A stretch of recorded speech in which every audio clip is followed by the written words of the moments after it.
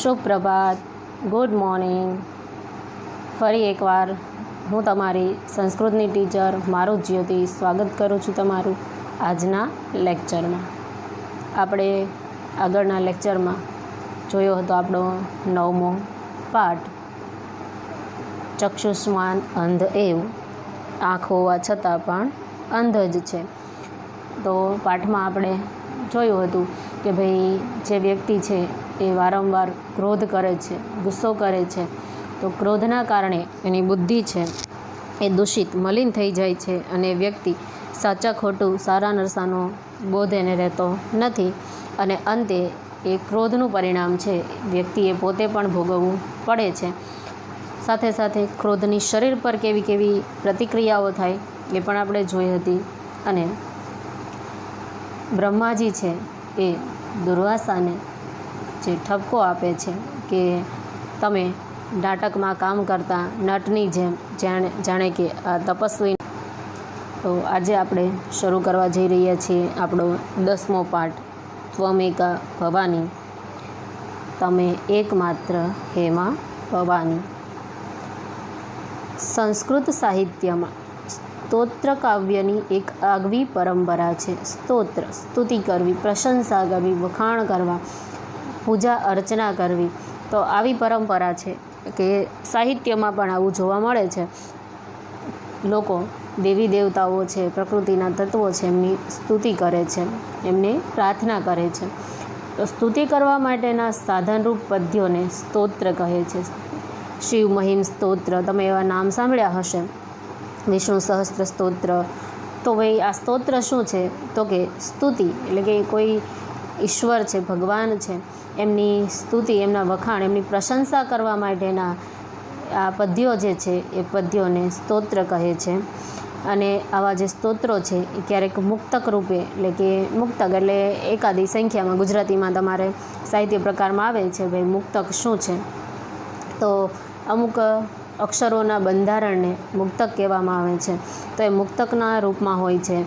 ક્યારેક શ્લોકની સંખ્યા, એટલે કે ઘણા બધા શ્લોકોમાં, 7-8 શ્લોકોમાં પણ આ સ્તોત્ર કાવ્ય છે, પદ્યો છે એ જોવા મળે છે. એનું કોઈ ચોક્કસ માપ નથી હોતું. આમ તો જો કે સ્તુતિ કોણ કરે છે? તો કે ભાઈ કોઈ ભક્ત છે એ ભગવાનને પ્રસન્ન કરે, એ ભગવાનના વખાણ કરે છે, એનું મન પ્રસન્ન હોય, આશીર્વાદ લેવા માટે થઈને ઈશ્વરની એના પૂજા અર્ચના કરે છે, તો એના માટેના એ શ્લોક હોય છે. એટલે ભક્તના મનથી જે શબ્દો નીકળે છે એ શબ્દોનું માપ છે એ માપી શકાતું નથી કે ભાઈ આટલા શબ્દોમાં જ હોઈ શકે. મારી સ્તુતિ કરવાનું, મારી પ્રાર્થના કરવાનું મારું વલણ છે અલગ હોય, બીજા વ્યક્તિનું અલગ હોય.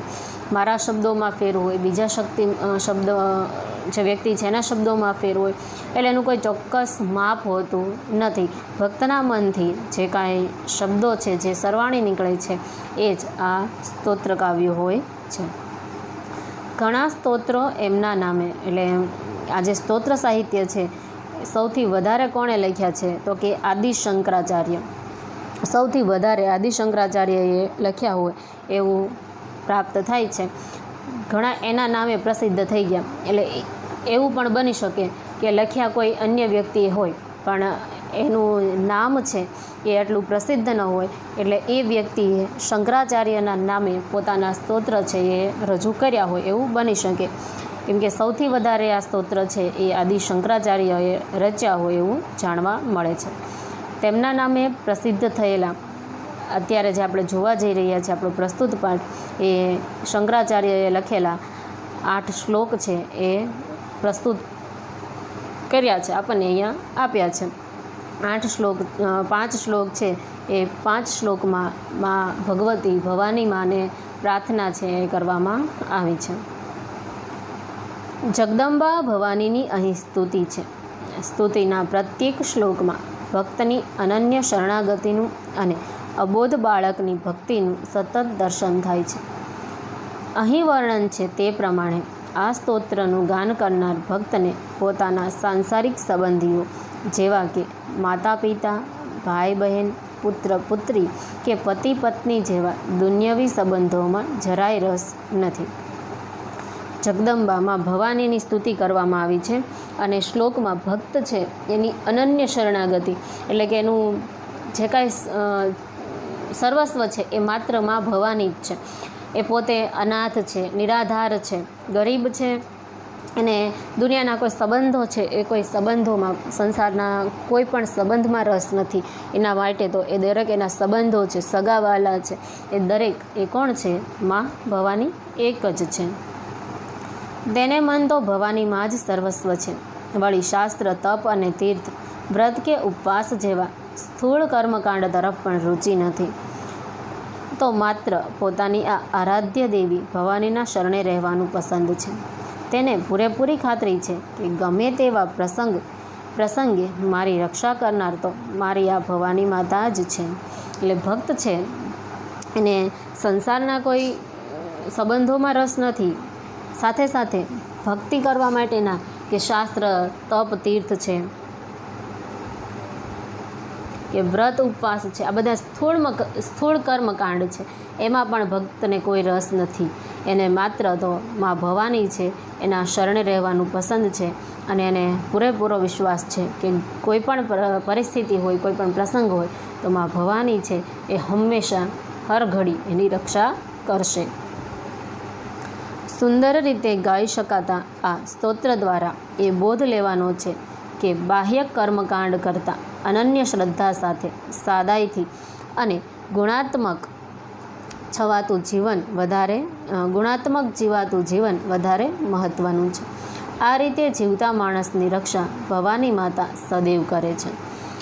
એટલે આ 5 શ્લોક દ્વારા આપણને સમજાવવા માંગે છે કે ભાઈ બાહ્ય કર્મકાંડ એટલે કે ભાઈ ભગવા વસ્ત્ર છે કે સફેદ વસ્ત્ર છે કે લીલા વસ્ત્ર છે, અમુક પ્રકારના સાધ્વી લોકો કે ભાઈ આવા વસ્ત્ર પહેરવાના, માળા અને ટીલા ઢબકા કરવાના ને આવું પહેરવાનું ને આવું ધારણ કરવાનું, તો એવું કોઈ વસ્તુની જરૂરિયાત નથી.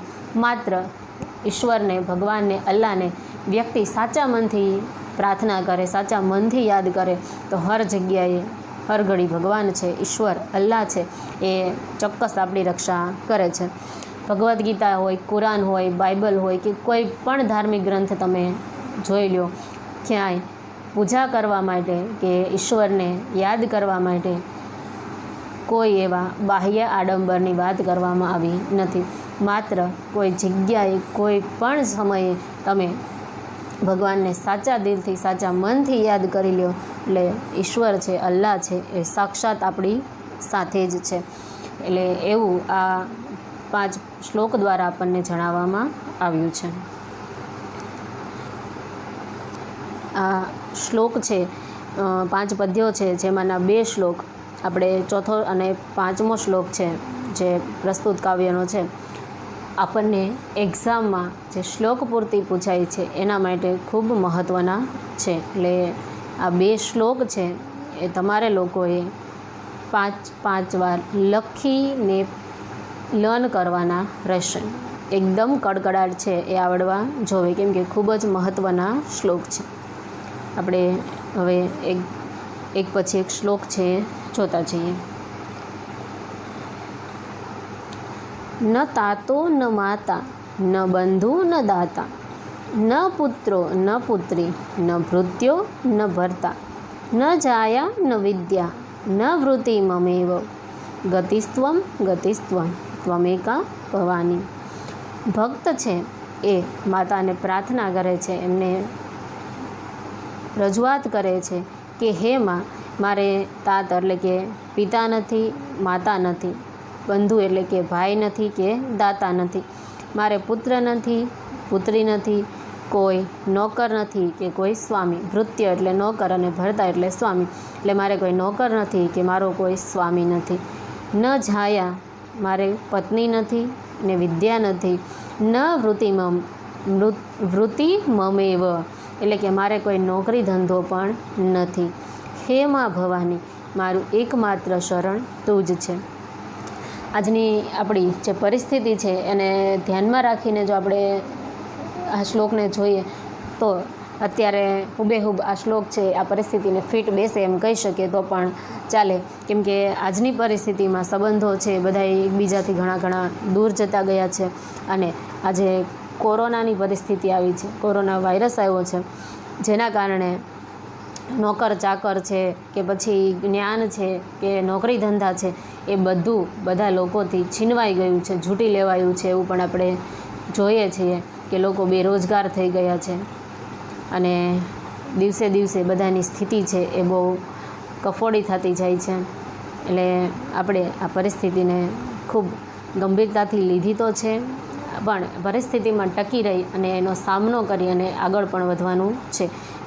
જેમ ખરાબ સમય આવ્યો છે એ જતો રહેશે અને ફરી નવો સમય પણ ચોક્કસ આવશે જ. એ આપણે બધાએ ઈશ્વર અલ્લાહ ઉપર વિશ્વાસ છે. એટલે પહેલાં શ્લોકમાં છે એ ભક્ત એવું કહે છે માતાને કે દુનિયાના એના જે સંબંધો આપણા દરેકને હોય, માતા પિતા ભાઈ, પણ અહીંયા કહેવાનો ભાવાર્થ એવો છે કે મારે આ દુનિયાના સંબંધો છે એ કરતાં પણ મારા માટે કોણ મહત્ત્વનું છે, મા ભવાની છે.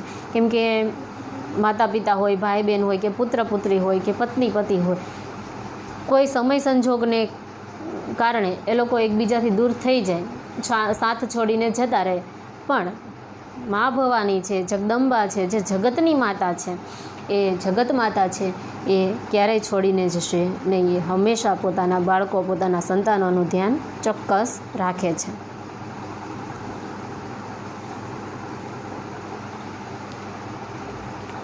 બીજો શ્લોક, ન જાનામિ દાનમ ન ચ ધ્યાન યોગમ ન જાનામિ તંત્રમ ન ચ સ્તોત મંત્રમ ન જાનામિ પૂજામ ન ચ ન્યાસ યોગમ ગતિસ્ત્વમ ગતિસ્ત્વમ ત્વમેકા ભવાની. બીજા શ્લોકમાં ભક્ત એવું કહે છે કે હું દાન નથી જાણતો, ધ્યાન યોગ નથી જાણતો, તંત્ર નથી જાણતો કે સ્તોત મંત્ર નથી જાણતો, હું પૂજા નથી જાણતો કે ન્યાસ યોગ નથી જાણતો. હે મા ભવાની, મારું એકમાત્ર શરણ તું જ છે. એટલે ભક્ત એવું કહે છે કે દાન કરવું, પૂજા કરવી, મંત્ર તંત્ર, એટલે આ કોઈ વસ્તુ છે, આડંબરો છે, પૂજાની વિધિઓ છે, એવું કોઈ વસ્તુ હું જાણતો નથી. અહીંયા આપણે બે શબ્દ જોઈએ છીએ કે ધ્યાન યોગ અને ન્યાસ યોગ. તો ધ્યાન યોગ છે એ આપણા મન સાથે જોડાયેલો છે. જે યોગમાં ધ્યાન, ધારણા, સમાધિ આવે તો મનથી મનને શાંત કરી અને કાબૂમાં કરવા માટેનો જે યોગ છે એને ધ્યાન યોગ કહે છે. અને ન્યાસ યોગ છે એ શરીર સંબંધી છે કે જેમાં આપણે આપણા શરીર ઉપર કાબૂ છે એ રાખી શકીએ, આપણી ઇન્દ્રિયો છે એને આપણે કાબૂમાં રાખી શકીએ. ત્યારબાદ છે સ્તોત મંત્ર. અહીંયા તો સ્તોત્ર આપ્યો છે, આપણે પદ્ય જોઈએ છે, પણ એ પદ્ય છે એટલે આપણે જ્યારે આપણા મનોભાવ છે એ કોઈ સામે રજૂ કરતા હોઈએ તો એમાં આપણે ક્યારેય ખુલ્લા મન, નિખાલસ મનથી આપણે આપણા મનની વાત કરતા હોઈએ છીએ. એટલે એમાં ક્યાંય આપણે છંદ, અલંકાર એવા કોઈ બંધારણને જોતા નથી. એટલે ભક્ત એવું કહે છે કે હું પણ કોઈ દાન, ધ્યાન યોગ, તંત્ર મંત્ર કે પૂજા વગેરે કાંઈ જાણતો નથી, પણ હે મા ભવાની, મારું એકમાત્ર શરણ, શરણ એટલે કે આશરો, મારો એકમાત્ર આશરો એ તમે જ છો.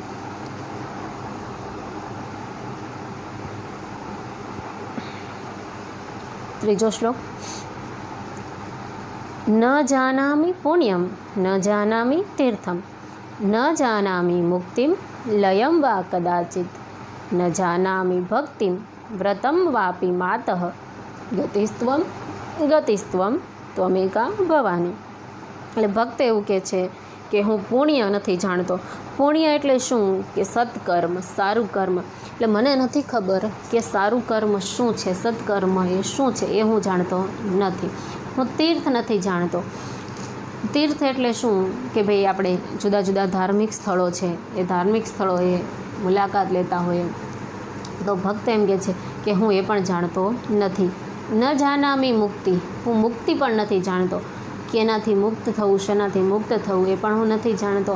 અને લયમવા, લય એટલે કે કોઈનામાં વિલીન થઈ જવું, કોઈનામાં ભળી જવું, ખોવાઈ જવું, તો એ પણ હું જાણતો નથી. ન જાનામી ભક્તિ વ્રતમ વાપી માતઃ, હું ભક્તિ પણ નથી જાણતો અને વ્રત પણ જાણતો નથી. હે મા ભવાની, મારો એકમાત્ર આશરો, મારું એકમાત્ર શરણ એ તમે જ છો. આપણે એક્ઝામ માટે આઈએમપી એવો ચોથો શ્લોક, વિવાદે વિષાદે પ્રમાદે પ્રવાસ જલે चा आनले पर्वते शत्रुमध्ये अरण्ये शरण्ये सदा मा प्रपाहि गतिस्त्वं गतिस्त्वं त्वमेका भवानी। અહીંયા ભક્ત છે એ જુદી જુદી પરિસ્થિતિનું વર્ણન કરે છે, અલગ અલગ સ્થળનું.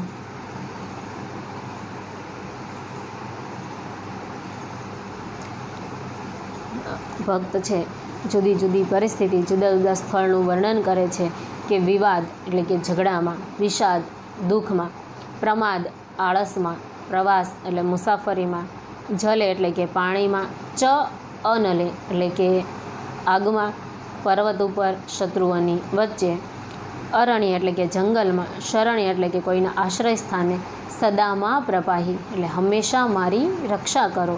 એટલે ભક્ત છે એ માતાને એવું કહે છે કે હું દુઃખમાં હોઉં, ઝઘડામાં હોઉં, આળસમાં હોઉં કે મુસાફરીમાં હોઉં, પાણી વચ્ચે હોઉં કે આગમાં હોઉં, પર્વત ઉપર હોઉં કે શત્રુઓની વચ્ચે હોઉં, જંગલમાં હોઉં કે કોઈના આશ્રય સ્થાને હોઉં, હે મા ભવાની તમે હંમેશા મારી રક્ષા કરજો, કેમ કે મારું એકમાત્ર શરણ, મારો એકમાત્ર આશરો છે એ તમે જ છો.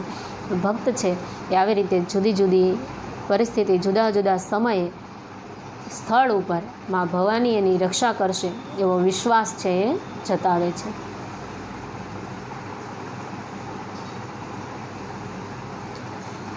છેલ્લો 5મો શ્લોક એ પણ આઈએમપી છે, એ પણ આપણે મોખે લર્ન કરવાનો છે. અનાથો દરિદ્રો જરારોગ યુક્તો મહાક્ષીણ દીન સદાચાર્ય વક્ત્ર વિપત્તો પ્રવિષ્ટ પ્રણષ્ટ સદા અહમ ગતિસ્ત્વં ગતિસ્ત્વં ત્વમેકા ભવાની. તો આ અંતિમ શ્લોક છે. એ અંતિમ શ્લોકમાં ભક્ત છે એ પોતાની વિશેષતાઓ દર્શાવે છે, પોતાની પરિસ્થિતિ, અંગત પરિસ્થિતિ છે દર્શાવે છે કે કેવો છે, તો કે હું અનાથ છું, અનાથ કે જેનો કોઈ નાથ, કોઈ સ્વામી, કોઈ માલિક નથી એવો છું. દરિદ્ર એટલે ગરીબ છું. જરા રોગયુક્તો, જરા એટલે ઘડપણ અને રોગ એટલે જુદા જુદા રોગો, કે હું ઘડપણ અને રોગથી યુક્ત છું, એટલે કે મને ઘડપણ આવી જાય કે કોઈ પણ સમયે કોઈ બીમારી પણ થઈ જાય એવો છું. મહાક્ષીણ દીન એટલે કે હંમેશા હું કેવો છું, કંગાળ છું, બધી રીતે સાવ નિર્ધન છું. સદાચાર્ય વક્ત્ર એટલે હંમેશા બધી આપત્તિઓથી હું ઘેરાયેલો છું. આમ મુખ છે, એનો ચહેરો છે એ કેવો થઈ ગયો છે, જડ થઈ ગયો છે, એનામાં નિસ્તેજ છે, કોઈ પ્રકારનું તેજ કે કોઈ પ્રકારની ચેતનાઓ વેરાઈ નથી. વિપત્તો પ્રવિષ્ટ એટલે કે વિપત્તિઓમાં પ્રવેશેલો છું. પ્રનષ્ટ સદાહમ અને હંમેશા હું નાશ પામે એવો છું. હે મા ભવાની મારું એકમાત્ર શરણ તમે જ છો. એટલે ભક્ત છે એ પોતાની આપવીતી, પોતાની વિશેષતાઓ દર્શાવે છે કે પોતે કેવો છે, તો કે અનાથ છે, દરિદ્ર, ઘડપણ અને રોગથી ઘેરાયેલો છે, કંગાળ થઈ ગયેલો છે, હંમેશા ચહેરા ઉપર જડતાવાળો છે, નિસ્તેજ છે, અચેતન હોય એવો જડ છે, આપત્તિઓમાં, વિપત્તિઓમાં, સમસ્યાઓમાં ઘેરાયેલો છે અને નાશ પામે તેવો છે. હે મા ભવાની મારું એકમાત્ર શરણ, મારો એકમાત્ર આશરો એ તમે જ છો. એટલે આવી રીતે ભક્ત છે એ જુદી જુદી પરિસ્થિતિમાં માતાને પોતાની રક્ષણ કરવા માટે કહે છે. દુનિયાવી સંબંધો છે એ બધા સંબંધો એના માટે કોઈ મહત્ત્વ નથી, એને સંબંધોમાં રસ નથી, એને માટે મા ભવાની એક જ એનો સાચો સહારો, એનો સાચો આશરો છે. એ દાન, તંત્ર, મંત્ર, પૂજા, પુણ્ય, તીર્થ, ભક્તિ, મુક્તિ આવી કોઈ વસ્તુ છે એ ભક્ત જાણતો નથી. એ માત્ર સાચા મનથી, સાચા દિલથી માતાને, મા ભવાનીને પ્રાર્થના છે, યાચના છે એ કરે છે. કોઈ પણ પરિસ્થિતિમાં એ ફસાયો હોય, વિવાદ હોય એટલે કે ઝઘડો હોય, આળસ હોય, પ્રવાસ હોય, આગ હોય, જંગલ હોય, તો એ દરેક પરિસ્થિતિમાં મા ભવાની એની રક્ષા કરશે એવો એને વિશ્વાસ છે. અને એની જે વિશેષતા છે, ભક્તની પોતાની વિશેષતા, તો એ વિશેષતા એણે દર્શાવી છે કે ગરીબ, અનાથ, નિર્ધન, સમસ્યાઓથી ઘેરાયેલો છે. આ દરેકમાં મા ભવાની છે એ હર ઘડી, હર હંમેશ એની સાથે જ છે. આપણને અહીંયા વાત કરી છે કે ભાઈ આ સ્તોત્ર છે એને સારી રીતે ગાઈ શકાય છે. મારો અવાજ તમે બધાએ સાંભળ્યો જ છે કેટલો ખતરનાક છે, પણ છતાં હું કોશિશ કરું છું જેથી કરીને તમને એનો સૂર રાગ ખબર પડે, તમે ગાઈ શકો. એટલે બહુ સારું નથી આવડતું મને ગાતા, પણ ટ્રાય કરું છું. બરાબર.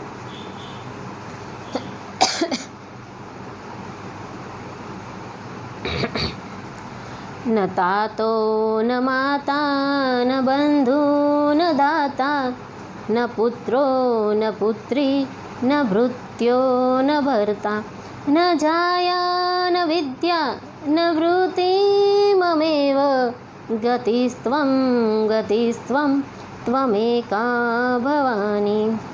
ન જાનામિ દાनं ન ચ ધ્યાનયોગં ન જાનામિ તંત્રં ન ચ સ્તોત્રમંત્રં ન જાનામિ પૂજા ન ચ ન્યાસયોગં ગતિસ્ત્વં ગતિસ્ત્વં ત્વમેકા ભવાની. ન જાનામિ પુણ્યં ન જાનામિ તીર્થં ન જાનામિ મુક્તિં લયં વા કદાચિત ન જાનામિ ભક્તિં વ્રतं વાપી માત ગતિસ્ત્વં ગતિસ્ત્વં ત્વમેકા ભવાની. વિવાદે વિષાદે પ્રમાદે પ્રવાસે જલે ચાનલે પર્વતે શત્રુમધ્યે અરણ્યે શરણ્યે સદા મા પ્રપાહી ગતિસ્ત્વં ગતિસ્ત્વં ત્વમેકા ભવાની. અનાથો દરિદ્રો જરારોગયુક્તો મહાક્ષીણ સદા જાડ્યવક્ત્ર વિપત્તો પ્રવિષ્ટ પ્રણષ્ટ સદાહં ગતિસ્ત્વં ગતિસ્ત્વં ત્વમેકા ભવાની. ગતિસ્ત્વં ગતિસ્ત્વં ત્વમેકા ભવાની. આઈ હોપ કે તમને લોકોને સમજમાં આવ્યું હશે. ટ્રાય કરી છે મારી રીતે, મને બહુ સારું આવડતું નથી ગાતા, પણ કોશિશ કરી છે. મેં કીધું એમ આપણા 2 શ્લોક છે, ચોથો અને 5મો, જે આપણે એક્ઝામની દ્રષ્ટિએ આપણા માટે મહત્ત્વના છે. दोस्तों, आदि गुरु शंकराचार्य 8वीं सदी के भारतीय हिंदू दार्शनिक और धर्मशास्त्री थे, जिनकी शिक्षाओं का हिंदू धर्म के विकास पर गहरा प्रभाव पड़ा था. इसके अलावा उन्हें श्री आदि शंकराचार्य और भगवत पद आचार्य अर्थात भगवान के चरणों में गुरु के रूप में जाना जाता है. वह एक धार्मिक सुधारक थे, जिन्होंने हिंदू धर्म के अनुष्ठान उन्मुख विद्यालयों की आलोचना की थी और धार्मिक अनुष्ठानों के वैदिक धार्मिक अभ्यासों को शुरू किया था. दोस्तों, आदि शंकराचार्य को उनके हिंदू ग्रंथों की उल्लेखनीय पुनः निर्मित और वैदिक सिद्धांत अर्थात ब्रह्मा सूत्र, प्रधानाचार्य उपनिषद और भगवत गीता पर उनकी टिप्पणियों के लिए सबसे ज्यादा याद किया जाता है. वे अद्वैत वेदांत विद्यालय में एक निपुण प्रवक्ता थे, जो इस मान्यता को संदर्भित करता है कि सच्चे आत्मा उच्चतम हकीकत ब्रह्म के समान है. दोस्तों, दर्शन शास्त्र पर उनकी शिक्षा ने हिंदू धर्म के विभिन्न संप्रदायों को काफी प्रभावित किया है और आधुनिक भारतीय विचारों के विकास में योगदान दिया है. दोस्तों, उनका जन्म दक्षिण भारत में एक गरीब परिवार में हुआ था. आदि शंकराचार्य का एक युवा उम्र से आध्यात्मिकता और धर्म की ओर झुकाव था. उन्होंने अपने गुरु से सभी पदों और 6 वेदांगों में महारत हासिल की और उन्होंने व्यापक रूप से यात्रा की. आध्यात्मिक ज्ञान को फैलाने और अद्वैत वेदांत के सिद्धांतों को चारों ओर फैलाया. 32 साल की उम्र में मरने के बावजूद उन्होंने हिंदू धर्म के विकास पर एक अमिट छाप छोड़ी. चलिए आपको आदि शंकराचार्य के प्रारंभिक जीवन के बारे में बतलाते हैं. दोस्तों, उनके जन्म के वर्ष के बारे में कई मान्यताएं हैं. हालांकि मुख्य धारा विद्वानों की राय है कि उनका जन्म लगभग 788 ईस्वी में हुआ था. उनका जन्म भारत के कल्दी चेरा साम्राज्य, जो कि वर्तमान में केरल में एक गरीब ब्राह्मण परिवार में हुआ था. उनके माता पिता शिव गुरु और आर्य अम्बा थे। उनके माता पिता के पास लंबे समय से कोई बच्चा नहीं था और तब उन्होंने भगवान शिव से प्रार्थना की थी कि वे उन्हें आशीर्वाद के रूप में एक बच्चा दें। ऐसा कहा जाता है कि आर्य अम्बा ने भगवान शिव के दर्शन किए थे और भगवान शिव ने उनसे वादा किया था कि वह उनका पहला बच्चा देंगे। जल्द ही आर्य अम्बा ने शुभ अभिजीत मुहूर्त में एक पुत्र को जन्म दिया और नक्षत्र अर्धरा के तहत लड़के का नाम शंकर था। शंकराचार्य एक प्रभावशाली बालक साबित हुए और सभी वेदों और 6 वेदांगों का ज्ञान उन्होंने स्थानीय गुरुकुल से हासिल किया। शंकराचार्य युवा उम्र से ही धर्म और आध्यात्मिकता के प्रति अधिक रुचि रखते थे और सांसारिक मामलों से दूर रहते थे। वह सन्यासी बनना चाहते थे। हालांकि उनकी माँ इस बात से अस्वीकृत थी। वह चाहती थी कि वह शादी करें और एक घर धारक का जीवन जिएं। किंवदंती यह भी है फ्रेंड्स कि एक दिन वह नदी में स्नान करने के लिए गए थे। तब एक मगरमच्छ ने उनका पैर पकड़ दिया। फिर उन्होंने अपनी माँ को पुकारा और कहा, माँ मुझे सन्यासी बनने की इजाजत दे दीजिए, नहीं तो मगरमच्छ उन्हें मार देगा। उनकी माँ मगरमच्छ के डर से सहमत हो गई और मगरमच्छ ने उनके पैर भी छोड़ दिए। वह बिना कोई नुकसान के नदी से बाहर आए और अपने सभी सांसारिक अनुलंघनों को त्यागने के लिए रवाना हुए। दोस्तों, वह औपचारिक रूप से सन्यास के पवित्र कर्म में आरंभ करना चाहते थे और इस प्रकार उन्होंने इस दिशा में मार्गदर्शन करने के लिए अपने गुरु से मांग की। हिमालय में बद्रीनाथ में एक आश्रम में वे स्वामी गोविंद पद आचार्य से मिले। उन्होंने अपने जीवन की कहानी गुरु को सुनाई और उनसे खुद को एक छात्र के रूप में स्वीकार करने के लिए अनुरोध किया। स्वामी गोविंद पद उस युवक से बहुत प्रसन्न हुए और उन्होंने सन्यासी का पवित्र क्रम शुरू किया। फिर उन्होंने शंकर को अद्वैत का दर्शन सिखाना शुरू किया, जिसे उन्होंने स्वयं अपने गुरु गौदापद आचार्य से सीखा था। अपने गुरु के आदेश पर शंकर काशी गए और वहां उन्होंने ब्रह्मसूत्र उपनिषद और गीता पर अपनी टिप्पणियां लिखी। दोस्तों, उनके जीवन के बाद के वर्षों के बारे में कुछ जानकारी अस्पष्ट है। हालांकि आमतौर पर स्वीकार किया जाता है कि उन्होंने व्यापक रूप से यात्रा की, धार्मिक विद्वानों के साथ सार्वजनिक दार्शनिक बहस में भाग लिया, अपने शिष्यों के लिए अपनी शिक्षाओं का प्रचार किया और कई मठ स्थापित किए। दोस्तों, वह हिंदू मठ के दशनानी संप्रदाय के संस्थापक और स्मृत परंपरा के माता पिता के रूप में माने जाते हैं। उन्होंने एक दंडी सन्यासी के एक वर्ग का आयोजन किया। हिंदू सन्यासियों के 4 मठ हैं। पश्चिम में द्वारिका, पूर्व में जगन्नाथपुरी, दक्षिण में श्रृंगेरी और उत्तर में बदिक्षराम है। उसके बाद उन्होंने अपने प्रमुख 4 शिष्यों को, जिनके नाम है सुरेश्वर आचार्य, पद्मापाद, हस्तमलका और त्रोटकाचार्य को मठ के प्रभारी के रूप में रखा। दोस्तों, आदि शंकराचार्य एक विपुल लेखक थे और उन्होंने कई टिप्पणियां लिखी जो विद्वानों द्वारा प्रमाणिक मानी जाती है। उनमें से कुछ है दोस्तों, वृद्धरानिक उपनिषद, चंदोग्य उपनिषद, ऐतारी उपनिषद, तैतरीय उपनिषद, केना उपनिषद, ईसा उपनिषद, कथा उपनिषद और मुंडका उपनिषद भव्य हैं। दोस्तों, आदि शंकराचार्य अद्वैत वेदांत व्याख्या के प्रमुख प्रतिपादक थे, जो इस मान्यता को दर्शाता है कि सच्चे आत्मन उच्चतम वास्तविकता के समान ब्राह्मण है और उन्होंने इस दर्शन में पूर्ववर्ती दार्शनिकों के कार्यों को व्यवस्थित किया और उनकी शिक्षाओं ने सदियों तक हिंदू धर्म के विकास में एक महत्वपूर्ण भूमिका निभाई। शंकराचार्य के निजी जीवन और मृत्यु के बारे में बात करें दोस्तों, तो चूंकि आदि शंकराचार्य अपने माता पिता के अकेले बालक थे जो लंबे समय के बाद पैदा हुए थे, इसलिए उनकी माँ उनके साथ गहराई से जुड़ी हुई थी। उन्हें डर था कि अगर उनका बेटा सन्यासी बन गया तो उनकी मौत पर आखिरी संस्कार करने के लिए कोई नहीं बचा होगा। आदि शंकराचार्य ने अपनी माँ से वादा किया कि सन्यासी होने के बावजूद भी जब उनका अंतिम समय आएगा तो उनका अंतिम संस्कार होगा। उन्होंने उनकी मृत्यु पर यह वादा पूरा किया और ऐसा करने में कई कठिनाइयां होने के बावजूद भी उनका अंतिम संस्कार किया गया। दोस्तों, माना जाता है कि 820 ईस्वी में 32 साल की उम्र में हिमालय में हिंदू तीर्थस्थल केदारनाथ में उनकी मृत्यु हुई। हालांकि कुछ ग्रंथों में तमिलनाडु या केरल में उनकी मृत्यु का स्थान बताया गया।